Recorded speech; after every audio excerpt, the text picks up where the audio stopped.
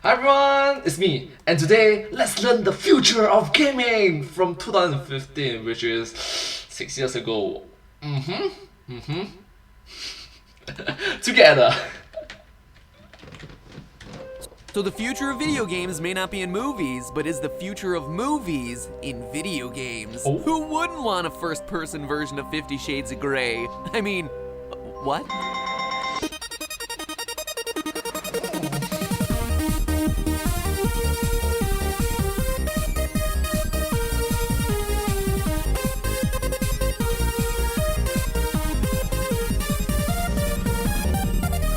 Hello, Internet! Welcome to Film Theory! So yeah, keep it wholesome, keep it family friendly. Thank you. Yeah, hello internet, welcome to Film Theory. The shameless do a crossover with myself to make sure that people know about my new channel episode. Okay, so we all know that video game movies have a reputation for being awful. And in case you missed that episode where I talk about it over on Game Theory, how? This is a brand new channel, and that is not a brand new channel. So the odds of you seeing this video first is like 0. Anyway. No. There is Sonic, and there's also Mortal Kombat, Avengers. They are good movies with good plots. I can't say it's the best plot, but it's good plot in which I will rewatch it for the second time. That kind of movie. Obligatory annotation to that other video? Go! Basically, we theorize that when they're not being exploited by awful people for awful reasons, video game adaptations fail because in converting an interactive medium into a passive one, you lose a core part of the experience: self-discovery. Something gets lost in translation. It'd be like adapting the next Divergent book into, I don't know, a car, instead of another totally mediocre movie. Seriously, Insurgent, I had such high hopes for you, and I'm not even a tween-age girl. Easy to make that mistake, though. Totally understandable. But what if we switched our focus? Instead of trying— Wow, I did not see that burn. Ouch. to make games more cinematic or into actual cinema, if that can even qualify, what if we instead tried to make movies more like games? What if there was legitimately a way to get around all the problems between the two mediums and make the movie watching experience truly interactive? What if we could actually make you part of the movie in the same way that you're the protagonist of a video game? It would make all those moments you wanted to participate in at the movies, put them right at your fingertips. Space travel, car chases, the entirety of Willy Wonka? Seriously, drinking a chocolate river, guys. How has that not become a real theme park yet? Warning, this river may contain nuts. Right? But MatPat, I hear you say, we're already bringing people closer to movies. Look at all the 3D movies out there. And yes, in a way, you're right. There have actually been tons of attempts, even going back way out before 3D movies, to make films more interactive with the audience. The truth is, though, those attempts haven't been all that successful, and the reasons why are pretty fascinating. So before we get to the future of movies, I'm gonna take you back to the past, like some other guy some of you guys might recognize, and take a brief spin through the history of interactive cinema. Well, this video came out in year 2015, so there was 6 years of improvement in the industry, which is, I'm thankful for it. People actually learned and improved onto it. Interactive movies got their start even before movies had sound. Ladies and gentlemen, I present to you Smell-O-Vision, the first ever interactive movie-going experience. Basically, they would use electric fans to blow a smell out over the audience, or go up to the balcony and spray a bunch of perfume down on everyone. The problem was that even though things smelled right during the movie, it kept on smelling after the movie for days. It clung to everything, replacing the theater's smell of artificial butter substitute with the smell of things like Chewbacca. And believe it or not, but people weren't too keen on going home smelling of wet Wookiee. Plus, spraying all that perfume was really expensive. Walt Disney wanted to include Smell-O-Vision in Fantasia, but scrapped the idea because it was too costly. And you know, if Walt Disney didn't have enough money to afford it, well then, Good luck to anyone else. Needless to say, this fad played itself out over time. The next interactive film experience came in the form of the Kino Automat, a Czech production from Expo 67 in Montreal. It was kind of like the World's Fair, except in Canada, don't you know, where at 9 predetermined points throughout the movie, it would pause, someone would come out on stage and ask the audience what scene they wanted to see next, the audience would then vote, and the next scene would play. While we don't think of it as being super high-tech now, it was one of the first ever examples of a choose-your-own-adventure style movie. Even Hollywood became interested in the idea of the Kino Automat, but because the Czech were under communism at the time, the film was owned by the communist government, who refused to work with the West in any way, shape, or form, and the idea just kind of faded away. 15 years later, a company named Advanced Microcomputer Systems and an ex-Disney animator, Don Bluth, came at the problem from a different angle, the video game angle. In 1983, they made a new super high-tech Laserdisc arcade game. Wow, 1983. That's so long ago. Way before I was born. Dragon's Lair, which somehow managed to be both a really boring movie and a nigh unplayable video game. Winning on both fronts there, guys. On the surface, Dragon's Lair seemed to be just an average animated Rescue the Princess story that happened to be on a smaller screen and you watched standing up. The thing was, unless you hit certain keystrokes during the movie, like an attack button or pressing a directional key at the right time, you would lose the game aspect and the whole weird movie video thing would end. It was like QuickTime events, except you had no indication of what to do or when. Seriously, if you actually wanted to see the ending of this game, you literally had to repeat the middle parts of it like dozens of times before you finally figured it out and got it right. Imagine having to rewatch the middle 18 dates of the movie 50 First Dates like 12 times. That's like 180 dates with Adam Sandler. No one deserves that. Now don't get me wrong, this was actually a pretty popular game for a while in the mid-80s, and eventually became kind of a classic, but only for the novelty, and definitely not for the compelling game. I died again. Anyway, things after that went kind of silent for a while, except for some cutscene heavy games like Metal Gear Solid and Heavy Rain, and terrible first attempts at virtual reality like the 1995 Victor Max Cyber Max. Well, you must understand that being an early adopter can backfire sometimes. Unfortunately. I'm sorry. Which unironically had 4 X's in its name. That's how you know it came from the 90s. Things lay pretty dormant for the next 30 years. Then, miraculously, about 3 years ago, the wounds left by Nintendo's Virtual Boy... No, it didn't mean 3 years ago. It literally means 9 years ago. Gosh, I feel so old. Finally healed, and virtual reality suddenly became relevant again. Everyone 2012 is 9 years ago. Gosh, I feel so old. from Facebook to Sony to Samsung to Valve are now into VR systems, most of them focusing on headsets and your choice of unfashionable clunkiness. Would you prefer the binoculars strapped to your face or the Georgie LaForge visor? The pace car in this race has been Oculus VR, but a big new player on the block has been YouTube, with their own 360-degree camera compatibility. It's the first example of a major online platform working this kind of technology into a place where it could be used by small-time filmmakers.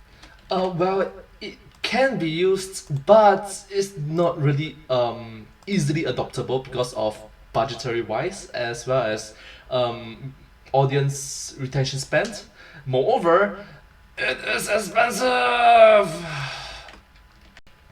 But at the same time, leaving lots of opportunity to build it into big Hollywood blockbusters and major video game publishers. Google's even got its own parallel product, a VR system made out of cardboard that you then stick your cell phone into for like $5. I tried it out a couple months ago and it's awesome.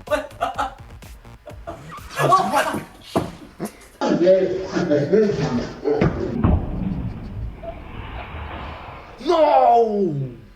It just needs to come with some sort of strap so I can hold on to like popcorn and, I don't know, a Diet Coke, you know. You know that it's an old phone when it only have one camera lens. One camera lens. You know that it's an old phone. Currently it's like what, 2, 3, 4. Just as an example of a sample beverage I could potentially be holding. But all of this technology, for as awesome and inspiring as it is, brings up an important question about what we define as a movie. Movies are defined by a director pointing a camera at some scene and putting it on the screen. In essence, deciding what the audience is looking at, for how long they look at it, how closely they look at it, and all those small details. Then deciding how that scene fits into the hundreds of other scenes to tell one overarching story. But what happens when the director no longer has that control? When the viewer, instead, decides what to look at and what sequence to watch things in? Or better yet, when you can watch a movie but then turn your back on the main action and instead choose to watch something happening in the background, something that the 360-degree camera just happened to capture the whole time. That's what VR Just coincidence. Sometimes these impromptu moments are what makes the movie stand out from the crowd. technology is making possible, but is that still a movie? Or because the viewer has control, is it actually a video game? No, it's not. It's neither a movie or a video game. We're at an incredibly exciting time where we're seeing the birth of a new form of entertainment, one that finds a middle ground between movies and video games, one where the director and the audience work together to create a new entertainment experience. The director choosing the world in which to drop the audience and then crafting what happens in it, but the audience ultimately shaping their own story within that world by watching what most interests them. It's an experience that's not entirely driven by player choice, like a video game, but it's also A pink unicorn! Of all the things, why not? I'm like, why not? not entirely a director's vision, like a movie. Someone called Go Tanks because it's a fusion of the two. Movies, video games, fusion, ha! But you know me, I'm not happy leaving it there. This VR technology is the next step in entertainment, but I can take it one step further. The future of entertainment, both video games and movies alike, isn't just about dropping you into a world and giving you agency in it. It's about fully immersing you in that world. We've already mentioned 3D movies, but anyone who's ever been to a theme park has probably experienced a 4D movie, where the seats rumble and shake in time with the motion on the screen, water jets shoot out, wind blows, lights flash, and air bursts shoot out of your seat to simulate bullets flying past your head. Even smell-o-vision has made its triumphant return as scents get squirted out to let you truly get a whiff of that fast and furious burning rubber. But now, it's not just in amusement parks. More and more movie theaters are specially equipping themselves with 4DX experiences. Well, maybe not in the year 2020 and 2021 due to the current global pandemic period. So, yeah.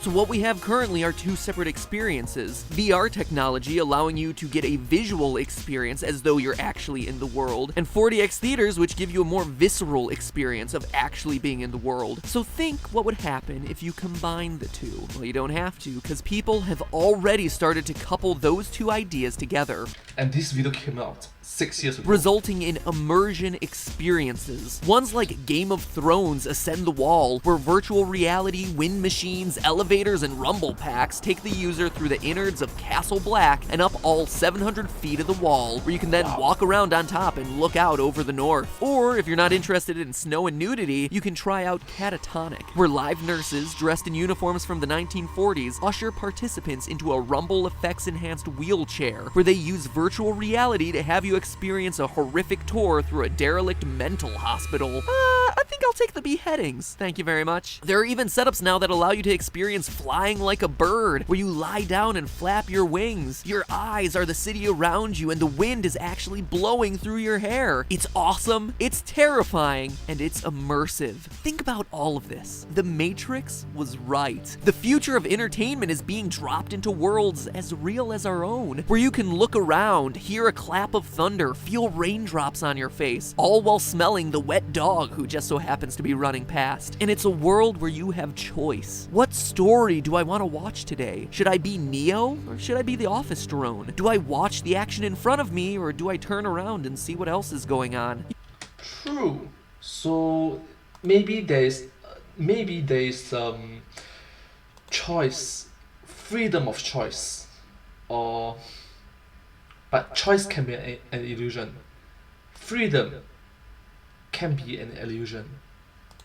Just saying. You know how the first movies with sound were called talkies? Well, my loyal theorists, I think it's time that we set the bar for a new generation. Let's coin the term here. These immersive experiences that you're gonna see popping up over the next couple years, let's name them right now as choosies. Get it? Talkies? Choosies? Choosy moms choose Jif? I don't know. I think it's cute. Judge it if you will, I think it's catchy and it's a whole lot better than immersive experiences, okay?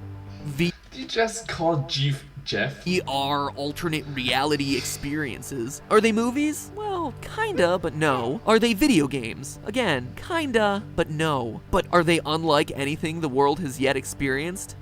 You bet. But hey, that's just a theory. A film It's like a sleep mask. theory and cut. First off, please subscribe. Similar to milk, it does a body good. Subscribe! It's just a click, but a click can mean the difference in the world to this boy. Most people will see this milk carton and skip right past it. Maybe for non-dairy creamer, maybe for lactose-free options, but the kind of guilt-free isn't the kind that lets you sleep better. Do the right thing. For just one click a year, you can guarantee more awesome film analysis like this for another 365 days. That's more than that. Of course, these have been running for 6 years. It's a small action, but it's the most important one there is. If you're still reading this, if you're still reading this far, congratulations. There will be cake as you exit the internet. Plus, you found this video in the first place, meaning that you're probably a fan of game theory to begin with, so help me make this new channel a success. That being said, welcome back to the Super Amazing End Card Tournament, where today's question is the Super Amazing End Card Tournament! Sorry. Let me try this.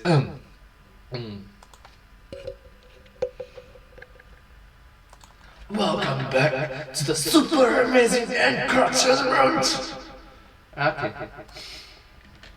simple one. Are you excited about the prospect of VR film experiences? Do you want to control the way you view a movie? Or would you just prefer sitting back and watching things happen on the screen? I know for me, it's a little bit of 50-50. I'm excited about the idea of a choose-my-own-adventure style movie experience, but I also love having all those decisions made for me, you know? Anyway, I'm curious to get your opinion. Click on one to choose and tune in next time to find out what everyone thought. And subscribe. Seriously, I know I'm sounding like a broken record, but wouldn't it be super awesome if we could somehow get this channel to like 1 million subscribers in record time? Oh my god, you really did reach 10 million subscribers, you know. If I'm not wrong, 10.1 million subscribers right now.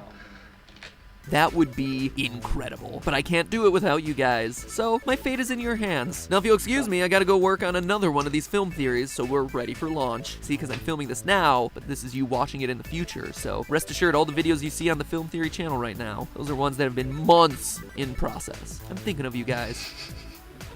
But thank you so much. I really like that a map actually schedule, plans ahead, and be prepared. Yes. I like just came up, pop out at the end. Anyways, what do you think? Well, what do you like? Do you like something like interactive movies, or is it movies that is being pre-planned for you? I think both works for me under different circumstances. If it's under the situation in which I want to be more interactive, I want to learn more, I want to engage more, yeah, it'll be much fun. Something like SAO, yeah. But if I was to relax, sit back, and just do things, it's something like SAO in front of my screen. So it reminds me. Oh gosh. Okay, guys, reminds me of the anime versus manga. Yes, because anime can just sit back, relax, and just watch the video, and whereas manga you have to flip. You have to do it on your own. Just that, something similar. But anyways, that's enough rambling from me. I hope that you enjoyed this video as much as I did. This video came out back in 2015, which is around 6 years ago. Gosh, time flies. Anyways, if you do like this video, please remember to like, share, and subscribe to my channel, and comment down below if you have any share of us. Don't forget to follow my channel, and I sincerely appreciate all of your channel. And I sincerely appreciate all the support and encouragement for my work. Hope to see you in my next video. Thank you. But hey, That's just a theory. A film theory. And cut. Thank you. Thank you so much.